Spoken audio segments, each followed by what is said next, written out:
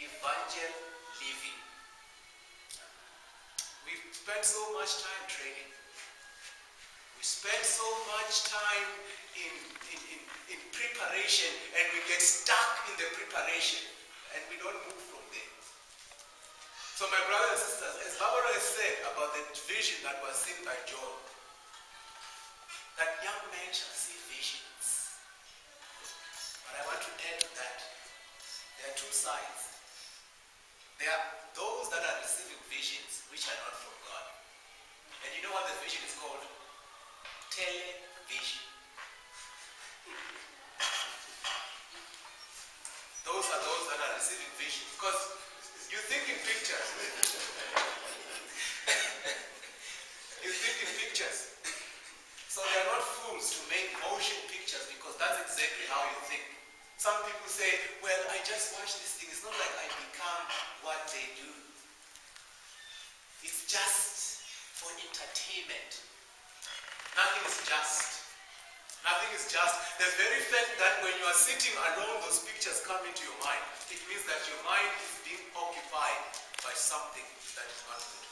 Entertainment, the definition is an agreeable occupation for the mind. If we are going to be a remnant church with a peculiar message to a peculiar world, then we need to cast away televisions and receive a vision from God. God is showing visions. Don't think because you are lukewarm, everyone is. We have a tendency of making our problem everyone's problem. Just because of there is so much evil in the world does not mean that there aren't 7,000 men who have not bowed their knee to Baal. And in the midst of all this confusion and the evil that is happening in the world, God is going to call a special people to finish the work. He says that the word that comes out of my mouth shall not come unto me void. The word of God will be fulfilled, whether you are going to be part of that fulfillment of prophecy. Whichever side you are, God's word is going to be fulfilled. And it's not going to be fulfilled by Nandani or Babalwa. It's going to be fulfilled by God. So now, as I introduce my brother, I thought I should just say these words. Cast away the televisions. You want to be like everybody else, but you don't want to be like Jesus. Talk about fashion. Ooh, you know every kind of shoe. Talk about drama. Talk about songs. Heathen songs. You know every artist. But tell me the 12 apostles. Tell me their name. Well, you can't even say it. Brothers and sisters, when sin becomes general, it ceases to be sin. We are witnessing so much sin that we think that it's okay. It's not. God still views sin the same way. He detests sin, but he loves sin. Indeed, we are saved by grace. So I would like to take this opportunity to introduce my brother and maybe just to share a little, should I say, how we got to meet. I've known him for some time, but this one time we met in the train and I felt like I met my dad. He was writing his books with the same font that I was using. Same font, on the same topics. So then I used to have my doubts about what I was doing, but then I realized that we are being moved by the Spirit of God. When he quoted Habakkuk chapter 2, I had read that yesterday, about the vision that shall not tarry no more. God is working, brothers. You need not to doubt your faith. And he's not just working through where there's nothing, there's no merit there, nothing here. He can work through you. But God is looking for a people that will be willing to commit their hearts to him. And then God shall finish his work. May God bless you. Amen.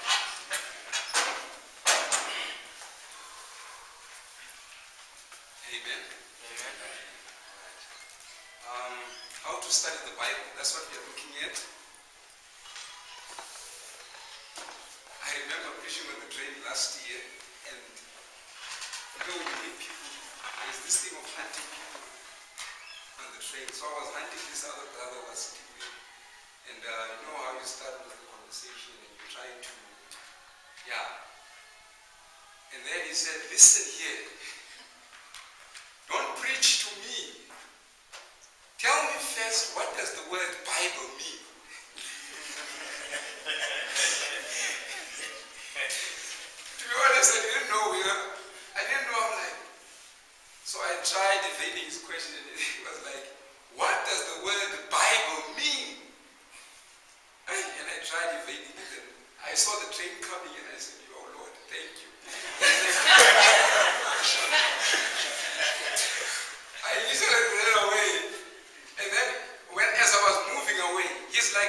This guy is a Christian.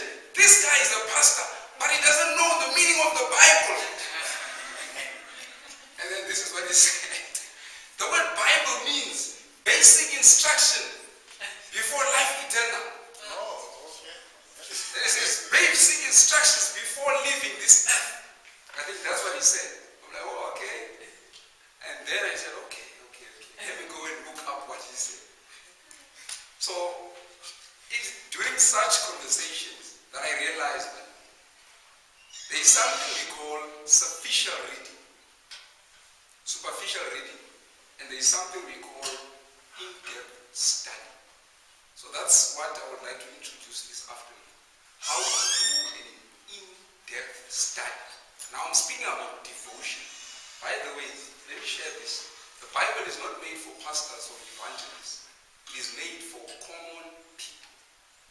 In fact, God likens his word to bread. Bread is cheap. Anyone can. Anyone. It doesn't matter. Everyone eats bread. It's cheap. So God has put, even the Greeks, when they were in their wisdom, their thinking, they could not, how would I put it? They could not understand the things of God.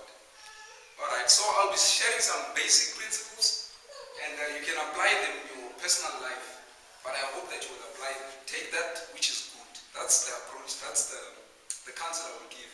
Take that which is good, and that which is evil, discard it. Amen? Amen. Thanks. Alright, let's pray. Heavenly Father, we pray, we ask that you help us. Please speak to us in a special way. Open our eyes and our ears to understand these things. In the name of Jesus Christ we pray, and for his name's sake we ask. Amen.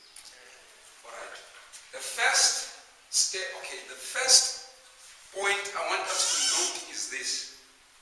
The Bible, or we can use that as a definition. The Bible is an inspired book of God. Let's go to the book of 2 Peter. I'll be giving you verses. And from these verses, we'll be extracting some principles. It is inspired by God, the Bible. If you did, okay, let me come to that. The Bible is inspired by God. 2 Peter chapter 1, the verse is 19. The Bible says, we have also a more sure word. Are you there? In verse 19 it says, we have also a more sure word of prophecy, whereunto you do well that ye take heed, as unto a light that shineth in a dark place, until the day dawn and the day star arise in your hearts. Knowing this first, that no prophecy of the scripture is of any private interpretation. Next verse, why? For the prophecy came not in old time by the will of man, but holy men of God spake as they were what? Moved by the Holy Spirit. Or you can say they spake as they were inspired by the Holy Spirit. And this inspiration of the Holy Spirit, that is prophets being inspired by God, is mentioned in the book of Deuteronomy chapter 18. That God will raise up a prophet from among you, and he will put his words in that prophet's mouth. Are we together, friends? Amen. So it's inspired. And by the way, when we're speaking about inspiration, do you know that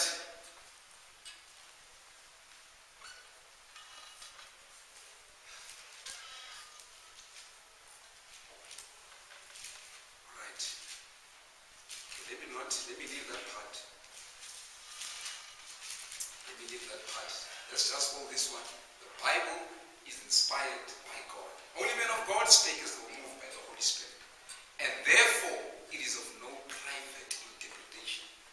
You can't say, this is how I see this thing. You can't say, me, I see it this way. And your views about what it says contradicts. Are we together? It cannot contradict it. Though you can see it in this way, true, but it must not, it cannot, it should not contradict what is written. Are we together, friends? Alright. inspired word of God.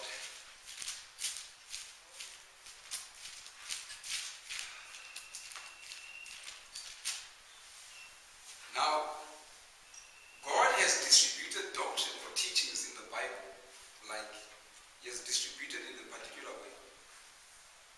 And only if we use those methods that He has given us, then are we able to come to the knowledge of the truth. So let's look at these three methods of studying the Bible. Isaiah chapter 28. Isaiah chapter 28. Alright. As we are going there, I'll be making this point. Since the Bible is inspired, the same spirit that moved the heart of Jeremiah, the heart of Isaiah, of Ezekiel, all these prophets, is the same spirit that is available when we pray. Before we read. Isaiah chapter 28.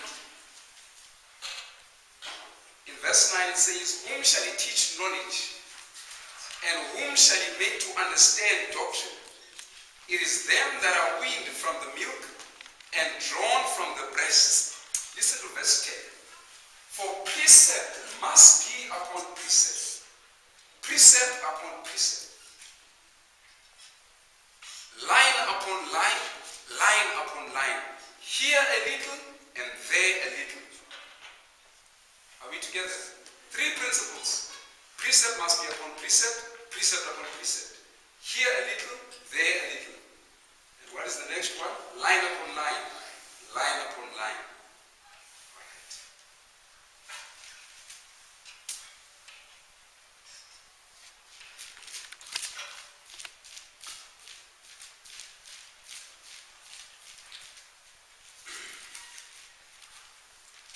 Can we go to the book of Ezra, chapter 7, verse 10?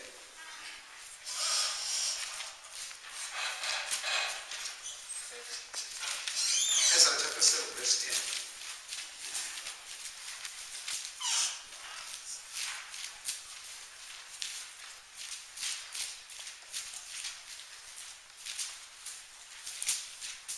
In doing a Bible study, we should never lose, what do you call it, our dependence upon God.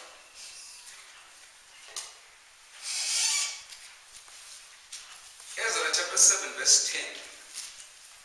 So, those three methods are there. Before we can, okay, what we're going to do next, we are going to look at how can we use those three methods in, breaking down scripture. But before we come to that, I want us to go to Ezra 7, verse 10. There needs to be a preparation before you study the Bible. There needs to be a preparation. When I say preparation, that is physical preparation, mental preparation. Are we together, friends? Because you can't study when you are tired. There must be a physical preparation and there must be a mental preparation. By mental we mean the next, verse 10. It says, "For Ezra had prepared his heart to seek the law of the Lord and to do it and to teach in Israel statutes and what? Judgments." So do you see the progression? He first prepared his heart, preparation of heart. To do what? To seek. And once he has found this thing that he's seeking for, the desire is to do. And as you are doing it, you teach. Are we together? It's not the other way around. You seek, you find, you teach, and you don't do. But you must seek, find, do it. Enjoy it, experience it, eat it, drink it, and then teach it. Teach it. But the preparation of the heart, and that preparation of heart is not natural. Do you know that? It's not natural to study the Bible for us. In Proverbs 16 verse 1, you can write it down. It says, "The preparations of the heart is of the Lord." So it's God who prepares the heart. It's God who places that desire, 16 verse 1. It's God who places that desire to study even a particular topic. It's God who places it. It's not in you.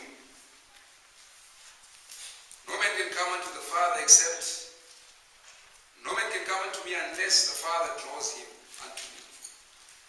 Preparation of heart. Now the preparation of the heart goes with the preparation of like physical preparations. Okay, I'll just make practical examples. For example, if you are deciding, you must first decide that I'm studying now. That is the Bible. And the environment in which you are in is very critical. The environment in which you are in. We are trying to come with practical methods, amen? The environment in which you are in is very critical. What do I mean by that? You can't study in a room that's overheated or too cold. Because that will impair your concentration. Number two, everything you need must be next to you. Every other book you need must be next to you. You must have the Bible and every other book you need. If you run into the books that is of energy wide, you can have your laptop next to you. So everything you need, your pen, your notes, everything, not notes, but your notebook, everything you need must be next to you. And the environment that, okay, let me use this chair. And the setting of the environment must be of this nature that when you enter into it, you can call it your office. It must say study. And not on a couch. You won't sleep. It's Satan will cause you to sleep. So the environment, I'm not saying now you must take a very hard chair, but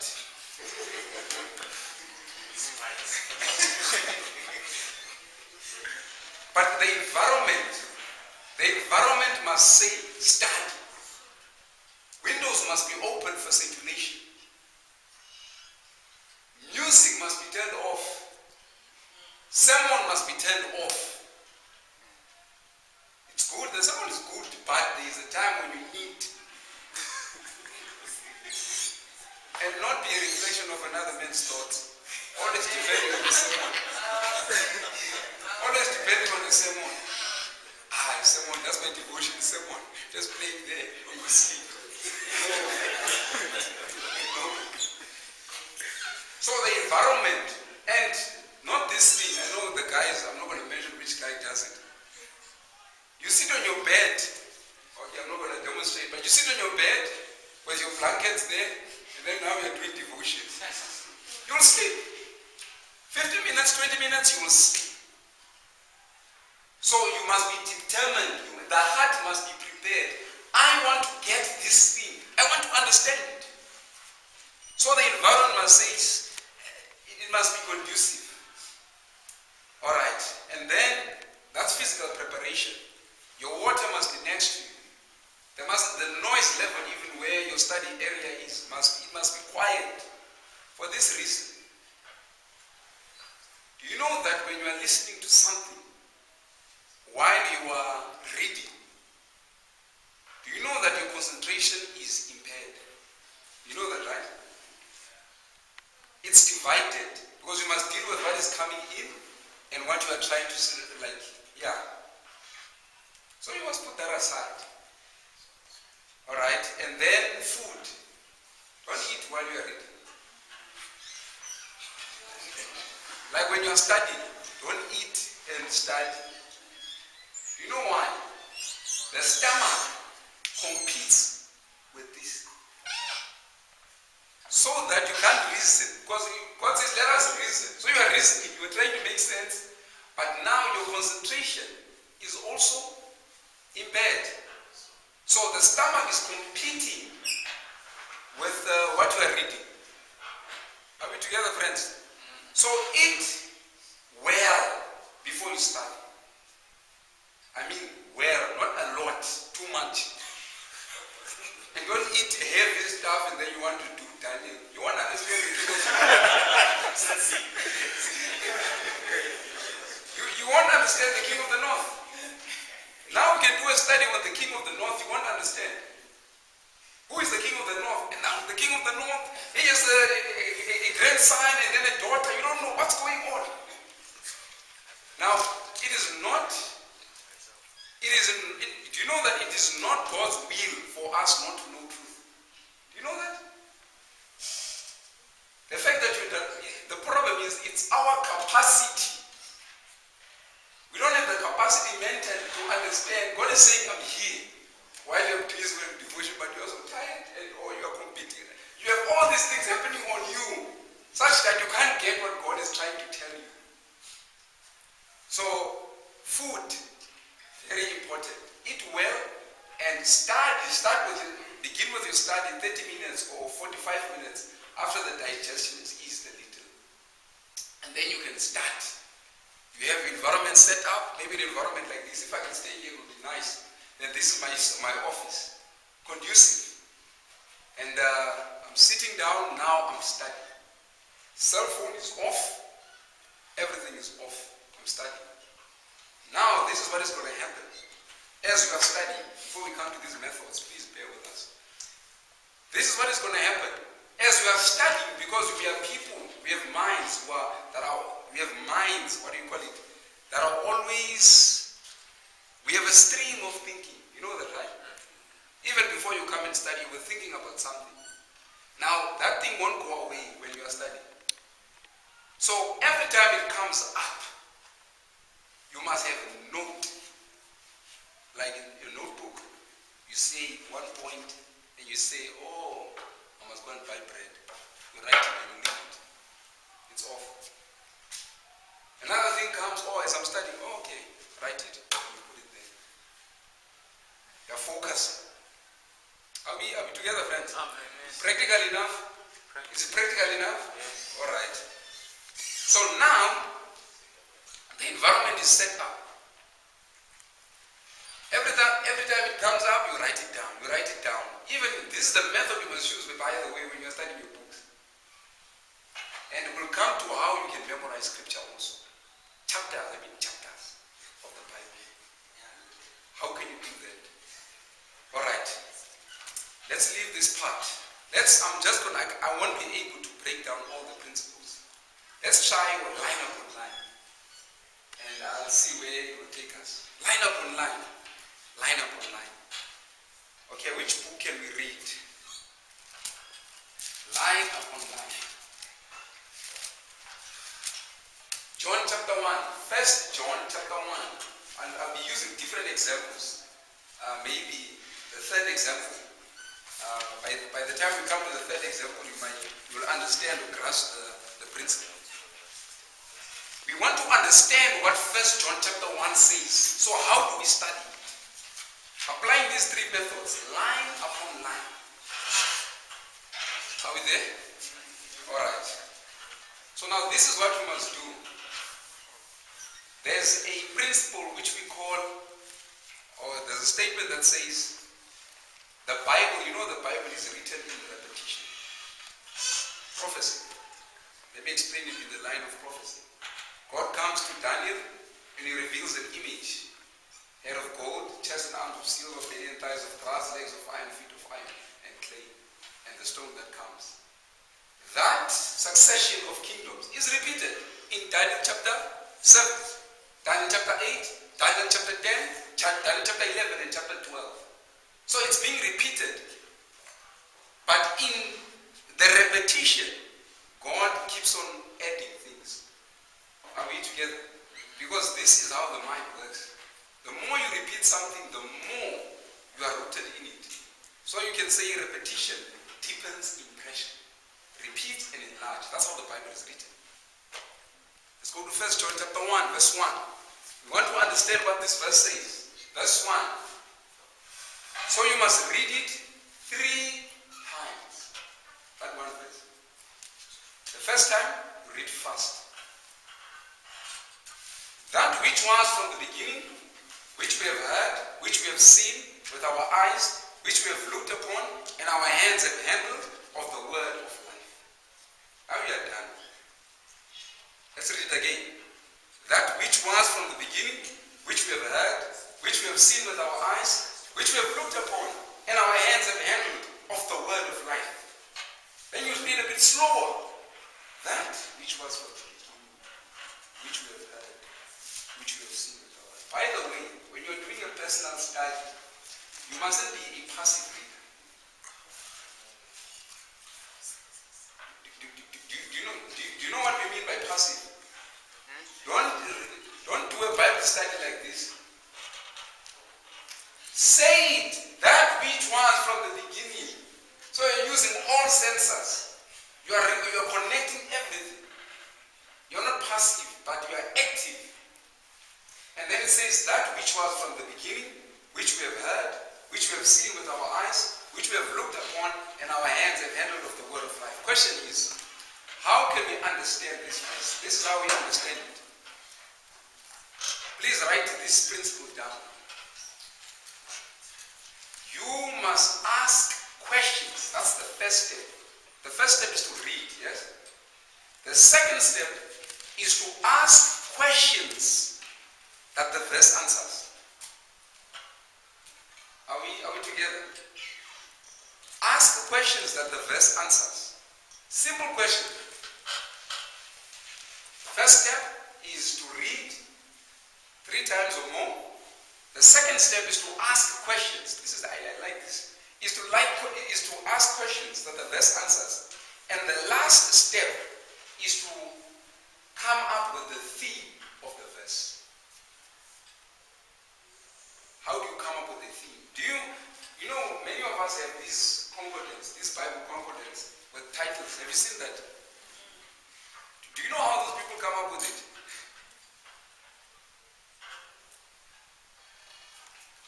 When I discovered this method, or when I started reading it, I think it was in 2009, I stopped using that concordance and I said, let me study and come up with my own concordance. So we make our own concordance. Because it says exhortation to love God, something like that. So this is the concordance, like a heading. How did they come up with that heading? They read and they understood what it says, and they summarized the whole thing based on what they went through. Are we together? So now that's what we are trying to get to. So in verse 1, we must ask questions that are only answered in verse 1. Now the first question, let's ask a few questions. And then from those questions, that's when we are going to derive the theme. Are we together? Question number 1. What was in the beginning? What was from the beginning? Answer? I will see if you get it. It's there. What was from the beginning? It's that. We're looking at the first part. It's that. That which was from the beginning. So what was from the beginning? It's that.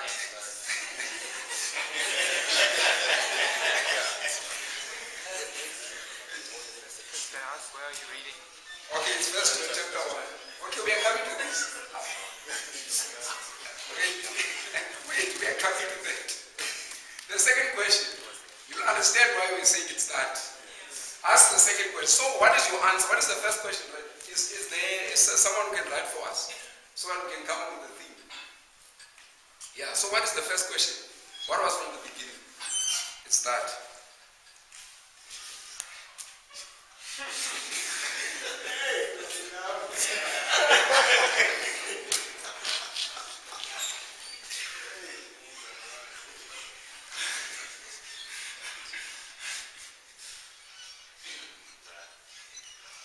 Which we have heard. What have we heard? Back to the first question.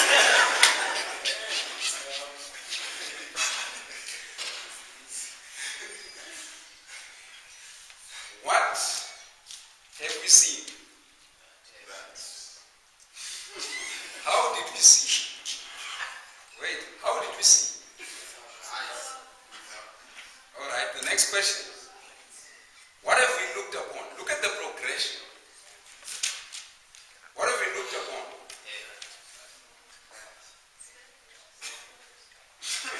It's that which was from the beginning. So it's a connection. And then you get to the word of life. Because everything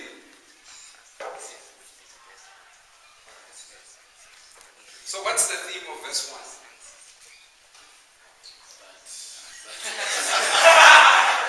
But you know what that is, man. It's the word of life. It's the word of life. That's the thing. It's supposed to be simple. It's the word of life.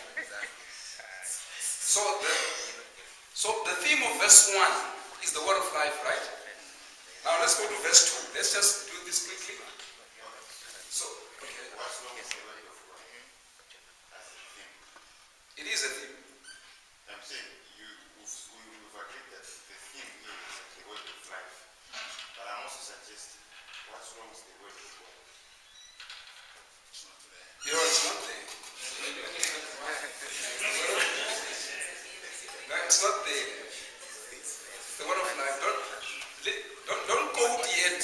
Don't quote yet. We want to see what this man says before you can go to the other.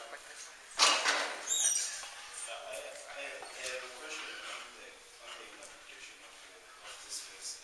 Because I will not just consider what is written in front of us. In front of us. Meaning the combinations of symbols, meaning T and which are the symbols, so they are compared as that.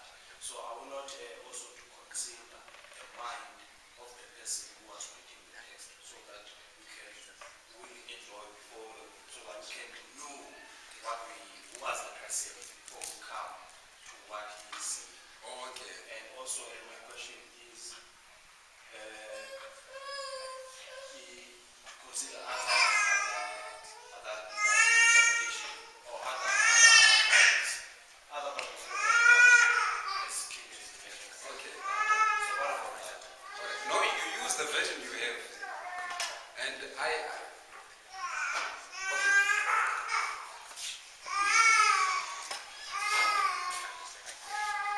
I don't see anything wrong with looking at the mind of the reader and at the background. There's nothing wrong with that. You can still apply it. But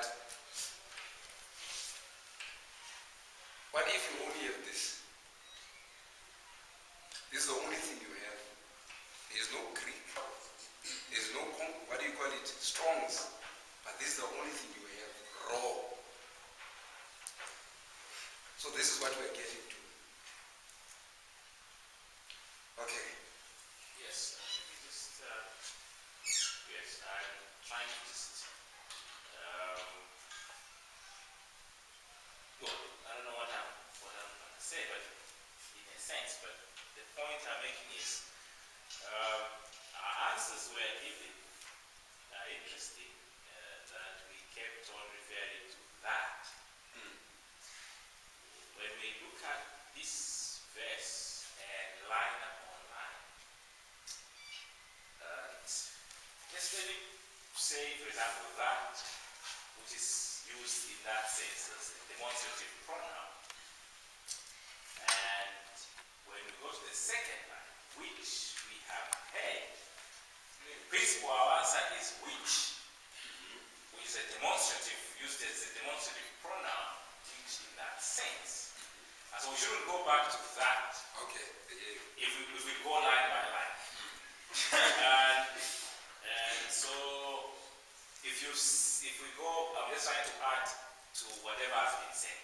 Because if we go back to that, even when we are into line 1, line 2, we will have actually lost the very argument that we are making. Okay. Because if you look at the first line, that which was from the beginning, what was it? That. Now, which we have heard, which is the thing that is that. So the which is a replacement of that. And you go on to the next point, which we have seen. So it's again the replacement of that. So it becomes a theme in that which is actually representing that. So at the end of the day, the line upon line is very important. I was just trying to add that we shouldn't necessarily answer each one of the lines to that which is said. Okay. Because if you look at each one of those sentences, basically these are actually clauses by themselves, and therefore they have their own subject, which which subjects are the demonstrative pronouns, that, which, and then we go to the of the word. So I was just said to add, while we were answering the question by going very far to the first clause, which is actually independent of others except connected in the fact that these are independent clauses. Now that this is all because they are looking at analysis of the text. So I need to just borrow something from discourse analysis and some of the things we deal with. And you'll see that we shouldn't go very far to that, but we base our argument on the preceding pronoun because it's the one that is now giving us the sense, the demonstrative pronoun in that sense. All right. Noted. Amen. Amen. So we have a theme for verse 1. Can we go to verse 2? Verse 2. Can we read verse 2? For the life was manifested, and we have seen it, and bear witness, and show unto you that eternal life, which was with the Father, and was manifested unto us. Read it again. For the life was manifested, and we have seen it, and bear witness, and show unto you that eternal life, which was with the Father, and was manifested unto us. All right. Let's try to understand verse 2. What are the questions that we can ask that where we can get immediate answers in verse 2? And then after we are done asking those questions in verse 2 and we have come up with a theme, then we begin to link verse 2 with verse 1. And how do you do the link or the linkages? You look at the common words that are mentioned in verse 1 and in verse 2. Are we together? For example, in verse 2, it mentions life. Verse 1, it also mentions what? Life. But in verse 1, what is life? The word of life, right? In verse 2, how is life used? You want to understand how is life used in verse 2. And how is life used in verse 1. And then you work your way down, you come up with those themes, ask questions, and then you are done with the chapter. Is that fine? Does everyone understand the principles? Done the testing by asking the very question. It's very interesting. I said it's more interesting in verse 2. Verse 2. If we ask the same questions like what was made, what was manifest. Let's go for it. Yes. Let's go for it and then come up with that thing. Yes. All right. So what was manifested? It's the life, right? What have we seen? In verse 2. It's the life. It's the life, right? But represented by it. By it, yes. Which is the answer that. Yes.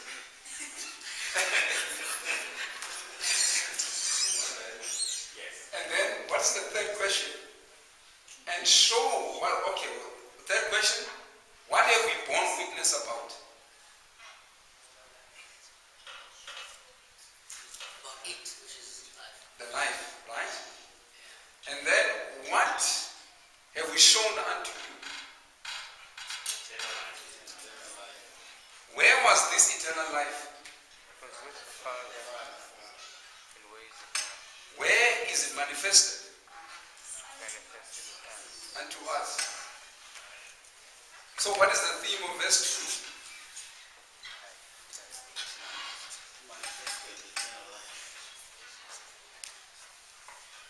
2? Like the theme, like a sentence. So what is the theme of verse 2? Quickly, before we still have to move on with this. Sorry? Without using adjectives, and for me it's just life. Life. Eternal. It's eternal life. Eternal life. So, verse 1, the theme is the word of life. In verse 2, the theme is the eternal life. So now, how is the word of life used in verse 1? And how is the eternal life used in verse 2? Let's link them. What are the common words? For example, in verse 1, the word of life, what's happening to it? It was in the beginning. Do Do you see? The word of life was heard. The word of life was seen. The word of life was looked upon. And the word of life was handled. Do you see it? So in verse 2, the eternal life, how is it used? Because that's the theme. It was manifested. Eternal life was manifested. Eternal life was seen. The eternal life was, it was witnessed unto us. Alright? And then this eternal life